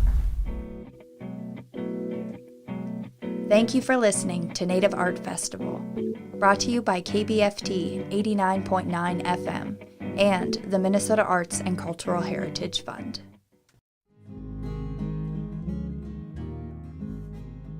You're listening to a series about outdoor activities from ricing to survival skills from a boys' fort perspective. Interviewing Karen Drift, can you tell us a little bit about growing up here? How important winter is to the Mother Earth? We had to be outside all the time during the winter. Like we'd go down by the lake and we'd take shovels or whatever and make a skating rink. We went sliding. We had a big called Sox's Hill, but we didn't have no sled. We used to use old paper boxes, but we had all kinds. We did all kinds of things, and we just go around playing outside. Sometime making. Well, they never let us make a snowman because that was against our religion. They told us if we did make something like that, we had to tear it down before dark. But we did all that. We'd make like igloos and just found things to do outdoors in the winter. You did a storytelling, a traditional Anishinaabe storytelling for the KBFT outdoor event tonight. Can you tell us how important storytelling it is? Well, a long time ago, they call that Atsuke.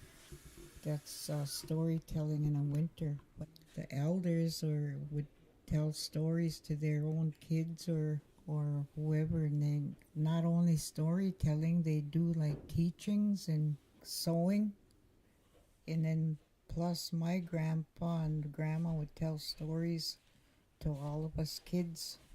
And it's really important that we do that just to bring back a lot of stuff that the kids some of them don't even know about what we used to do years and years ago. But yeah, my grandpa would tell us about a lot of medicines that he did. No, you said you're related to John Bear Grease. Is dog sledding part of the Anishinaabe culture? They would haul for us. Like they'd haul all that ice water up from the lake. How the dog is the Indian's best friend, helping the Indian, and they use them in ceremonies. You talked about the Spirit Island here in Nett Lake a little bit at your storytelling. Can you tell us the importance of the lake? Or not the lake, but the island. I was told that the island is a very spiritual place. Even the lake, the water in the lake. There's a large snake that people see once in a while. It comes from the front of Spirit Island and then goes all the way, I suppose, down the rivers, and nobody can stay on that island a night. A lot of times when we do ceremonies, we take food out to the island, and we sometimes we even take a ribbon shirt out there, small. They say whoever's guarding that island is little small men, and there's lot of writings on the rocks there. And one year they try to send a crew out there to go and clean it, and she told them, no, don't go out there, don't, just leave it the way it is. There's somebody taking care of that island. And each time we go to the island there to either feast it or something, and we put a shirt there or something, blanket maybe, and that's just to show them, the spirits there, that there is somebody still caring for them yet. And we got to teach our to keep that up when we're gone.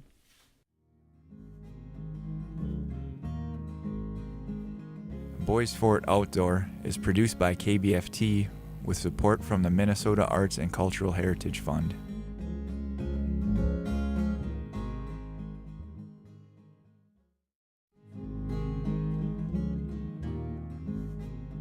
You're listening to a series about outdoor activities from ricing to survival skills from a boys fort perspective. Det Tageguneb. Mm-hmm.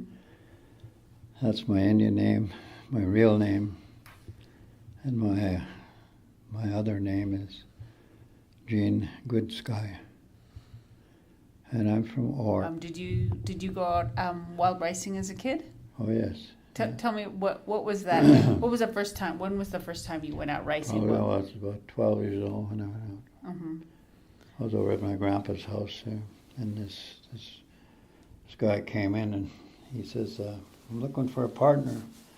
He says, "And there's nobody around." Then he looked at me and he says, "How about you?" I said, "Yeah." Then he asked everybody else. Yeah, he's good. He's a pretty strong paddler. Mm-hmm. So I went out with him. What was that like?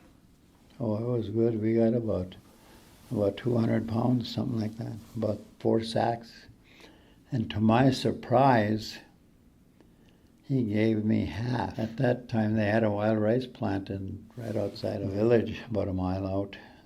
It was King's wild rice plant. And we'd turn in our rice there, and they bought it right there. So man, for a 12-year-old, I'd finished out to probably about 70%. Mm-hmm. And man, I had the big bucks. How much was rice then? Huh? How much was rice then? Pound. Probably a pound was about $5, but that was some good, It's a lot of money. Yeah, a lot of money. I mean, good wages then. So you paddled at first, and then I learned from a couple of other people that learning how to being the knocker is a really coveted, a very important position. Did you eventually move up the ladder? Yeah, I did. How would you say your knocking your skills were in that area? Good. Some people say you gotta have a rhythm to it. Yeah, Mm-hmm. that's the main thing. Mm-hmm. Gotta have a rhythm. What about knowing when the rice is ripe, versus when it's still green? The green rice is a light colored green, Mm-hmm. and the ripe rice is a little darker, Mm-hmm. brownish green. So when you and, would no, go ahead, finish. Sorry. And when it's really ripe, then the blades of the grass are starting to die out, and then the leaves on the trees are starting to turn color in the fall, autumn colors. So that's how we knew when. What was one year harvest that you remember that was really good or just really memorable? It was all good back in the day. What's back in the day? Tell me what. Well, when I was probably about 50s, this lake here looked like a field. There was just one little strip of water. When I was before I started ricing, what they call jigging the rice. Yeah, I've heard that term. We have a wooden kettle about that big, and it's about that deep. And my dad dug a hole, probably about that deep, just so that kettle will fit. Had leather moccasins. They lace up to about here. Mm-hmm. And we put heavy socks on. And that was our job. So you'd walk on the rice? No, just kind of move your feet like that. It's like knocking. Mm-hmm.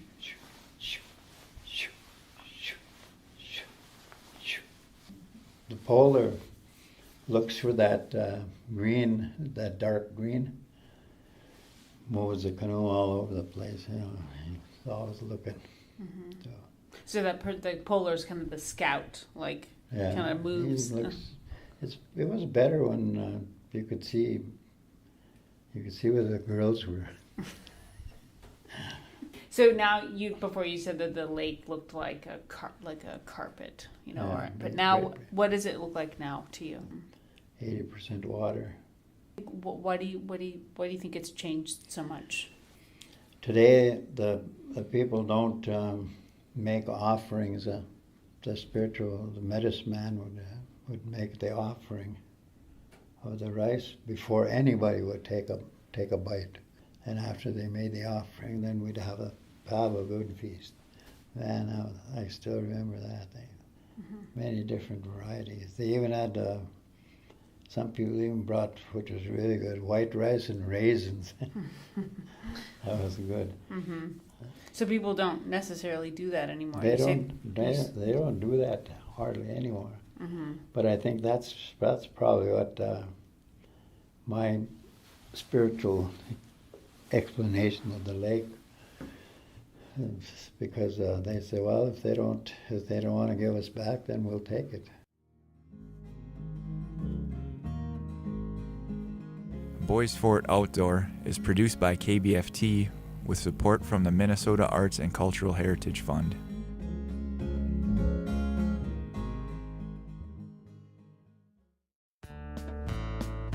Sit back, relax, because you're listening to Native Music Fest, featuring the rockin' sounds of Native musicians from Boys Fort and beyond. Michael Lyons is from the Leech Lake Reservation and is the creator of the podcast Boozhoo Nanaboozhoo. Nanaboozhoo isn't a person, it's a puppet, and Lyons uses him to educate children and adults about Ojibwe language and culture. Nanaboozhoo talks about life on the reservation, and he plays some music too. Lyons says the puppets are a cross between Sesame Street and the 1998 film Smoke Signals, directed by Cheyenne Arapaho filmmaker Chris Eyre. Lyons is an illustrator and author by trade. It's only recently that he created the character Nanaboozhoo for his podcast. Lyons brought Nanaboozhoo to Nett Lake for a special performance. And welcome back to Boozhoo Nanaboozhoo. My name is Natasha, and I'm here today with the very handsome get out of your way. Michael Lyons. Let's all give a round of applause. The Puppet Podcast focuses on three things: an Ojibwe word of the day. Who besides these guys over here can tell me the Ojibwe word for dog? Anamush from the back, good job. Anamush. Now Anamush has got kind of a southern accent. Ojibwe stories. In the Anishinaabe way.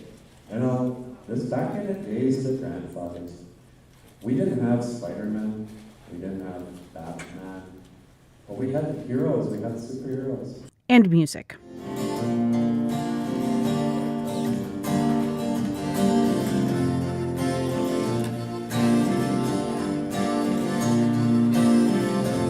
Lyons used to work at the Leech Lake Tribal College. His office mate was an elder named Benny Tontz, whose first language was Ojibwe. And for about 3 years, Benny would teach me phrases. I wasn't in his class, but I learned a lot from him. Boozhoo Nanaboozhoo started as a comic strip. After seeing it, Lyons' younger brother encouraged him to bring the characters to life and put it online. One of Lyons' influences was Sesame Street. He grew up with only 2 channels in his household, NBC and PBS. The Muppet Show came out, and on Monday nights you could watch those same Muppets, Kermit and a bunch of new guys, only this time they had guests like Alice Cooper or Elton John, or they'd have a musical guest every week. The first time Lyons recorded a skit with the puppets, he said he put it on Facebook, not knowing what to expect. But once I put it on Facebook, the people were so supportive that even though it was really bad, especially the early ones, it encouraged me to just keep doing it. Lyons says his show isn't a lesson, but it is a fun way, especially for kids, to become comfortable saying words and singing in their own language. Maybe I did love you. For KBFT, I'm Allison Herrera.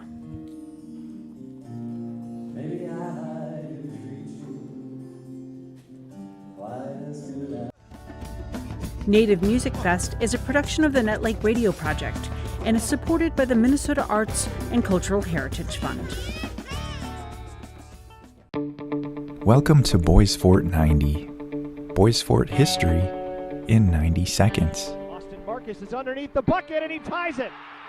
3 seconds left. Here comes Goggle Eye. Another miracle maybe. And he makes it in! On Thursday, March 23rd, 2017, Boys Fort band member from Nett Lake, Minnesota, Cade Goggle Eye, led the Northwoods Grizzlies to a second-place seat in the Class 1A Division semifinals at the Minnesota State High School Boys Basketball Tournament. This was largely due to his miraculous buzzer-beating win over Central Minnesota Christian. The Blue Jays tied the close game 51-51 with a layup and only 4 seconds remaining with no timeouts. The Grizzlies attacked ferociously. Goggle Eye, the sophomore guard, banked a three-pointer from midcourt just as the buzzer sounded, giving the high school team located in Cook a 54-51 victory over the number 3 ranked Central Minnesota Christian High School in the Williams Arena in Minneapolis. The Grizzlies moved on to the final championship game against Minneapolis North, who were ranked number 1 in the state. The Northwoods Grizzlies team took home the second place trophy that year, thanks to Cade Goggle Eye's unbelievable shot. Boys Fort 90 is produced by KBFT Radio and the Minnesota Arts and Cultural Heritage Fund.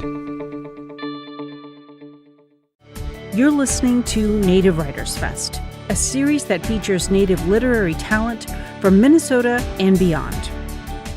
Marcy Rendon is always writing.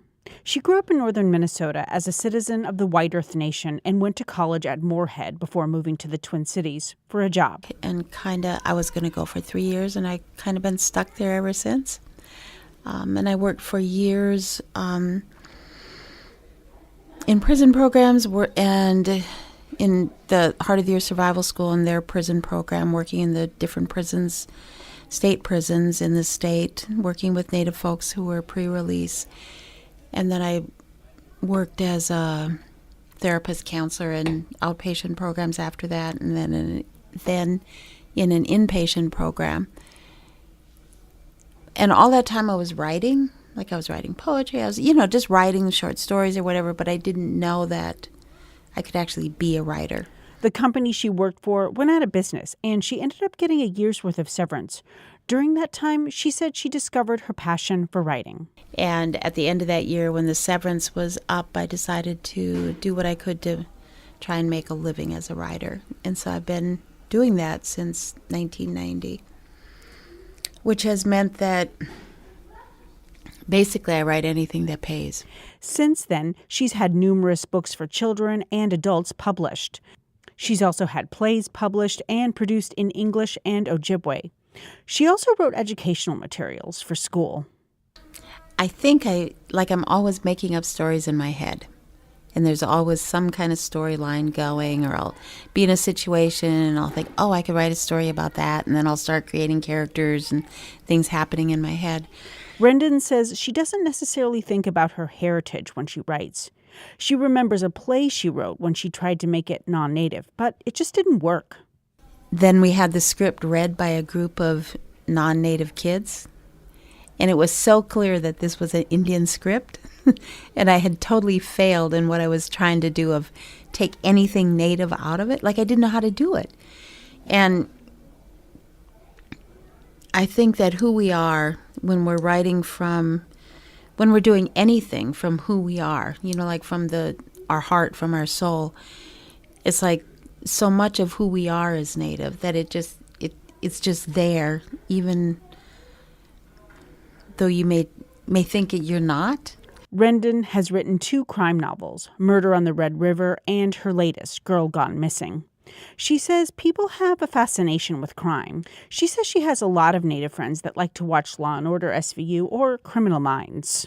But I really do think it's rooted in the historical past and the historical trauma, and we're trying to make sense of that reality. And I think that for me, the writing about it and writing these stories where there's resolution, where there's the woman Cash in the stories, she's helping solve the crimes, and she's using her own physical power, her own emotional, mental powers to get at some better ending than what could possibly be happening.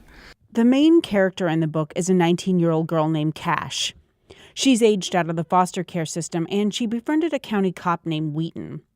She helps Wheaton solve murders and find some young girls who've gone missing. She says the publisher was drawn to those characters. The publisher accepted them because she loved the character, not because it was a Native book. Like she didn't understand the Native stuff in it. But she liked the characters, and I think that that's the strength of my writing and fiction, is that I have these really strong characters that it seems like anybody can identify with. For anybody that wants to write, Rendon has this piece of advice. That I really think it's important that our children, our grandchildren, our great-grandchildren hear our stories from our voices, and that we're currently in a time in the publishing world where publishers are looking for the authentic Native American voice. And so for people who are writing, you got to submit. For KBFT, I'm Allison Herrera. Native Writers Fest is a production of the Nett Lake Radio Project and is supported by the Minnesota Arts and Cultural Heritage Fund. Welcome to Boys Fort 90. Boys Fort history in 90 seconds. The Minnesota Chippewa tribe flag was created in 1934 because of the Reorganization Act. All 7 tribes in Minnesota utilized this flag. When the different tribes became established, it was necessary for each to have a flag of their own. The director of the Boys Fort Reservation at the time, Fred McDougall, set up a community contest to design a seal for the band.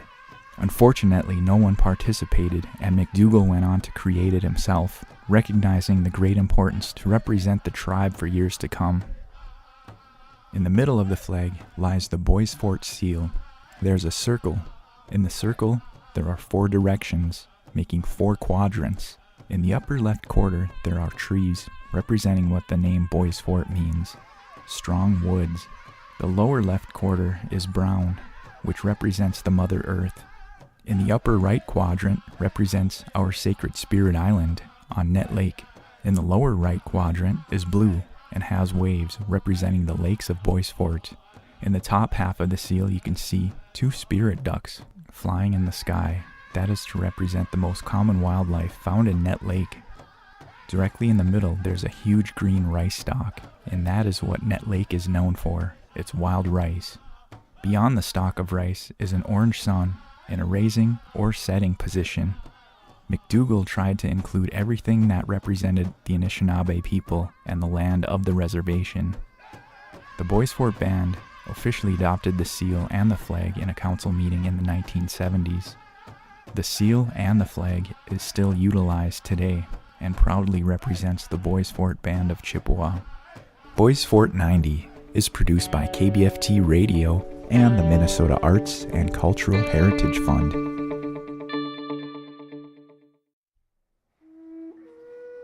Stories, history, culture, Lost River. A radio project about the Boys Fort Band of Chippewa and their rich heritage. You were talking about Spirit Island, and you said it's really not what people think it is. Mm-hmm. Could you elaborate on that just a little bit? People think that that's the significance of spirituality. It is in a sense, because the people that come down there contact the people. The people that went down there told them about the island, what there was an island, and that's where people got the idea of where to go. Either they went to Little Fork, which runs right into International Falls. From there they go all over the place. People used to use this lake for ricing. That was the most significant, beautiful thing about this lake, was the ricing.